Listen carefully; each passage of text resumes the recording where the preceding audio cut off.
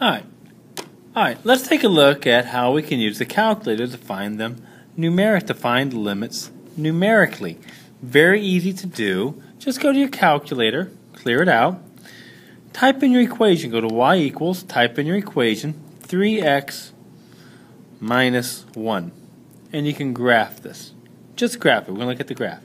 Now, there's my graph. Of course, this is a line.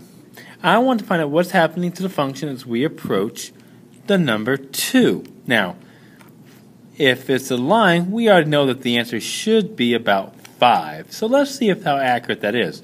So if you notice, I've set up a table here, and I put 2 in the middle. On the left side, we have the limit as x approaches 2 from the left. On the right, we have the limit as x approaches 2 from the right. So we have our left and we have our right. Ideally, they should go to the same number. So what we're going to do is we're just going to plug in our numbers, our values. So I go second calc, value, 1.9. And I type in my y value, 4.7. And I do it again, 1.99, 4.97, 1.999. And I get 4.997. So from the left, it appears to be going to 5. Let's take it from the right. Let's type in 2.1. I get 5.3. 2.01. I get 5.03. 2.001.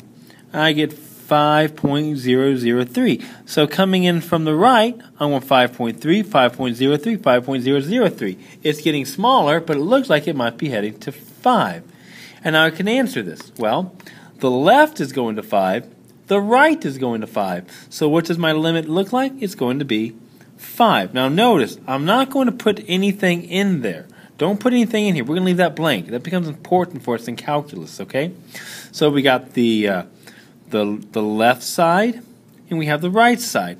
And from yesterday, if they were equal, the limit existed, and they're both the same number. They're both approaching the number 5. Let's try the bottom one here. Now be careful when you type this one in. You want to use parentheses around the top and the bottom. So when you go to y equals, clear that out, we're going to go x plus 2 divided by x squared minus 4. Hit enter. Just graph it. We don't care what it really looks like. Now if you notice something would happen to you, this has an asymptote, right? So let's take a look. Now this is going to become important for us later on.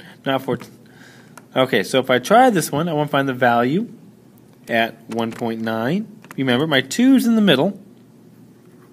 And I get negative 10. Let's try 1.99.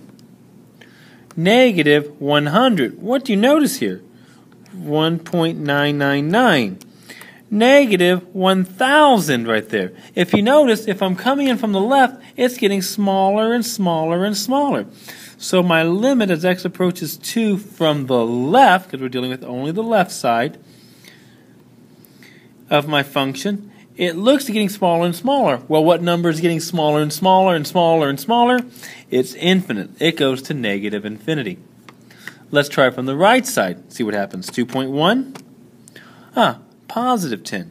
2.01. 100. And I'm guessing this is probably going to be 1,000.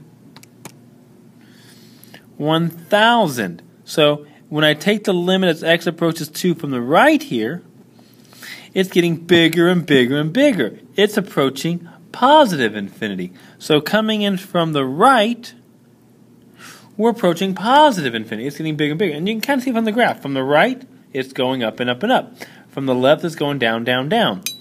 And now we can see it. So here's the problem. Does negative infinity equal positive infinity? And the answer is no. So what's going to be my answer? DNE. Does not exist. Alright, that's all for the notes today. Go back and try these again if you need to. Don't forget to finish up number 11 and 12, and we'll go over those tomorrow in class. We'll see you then. Bye.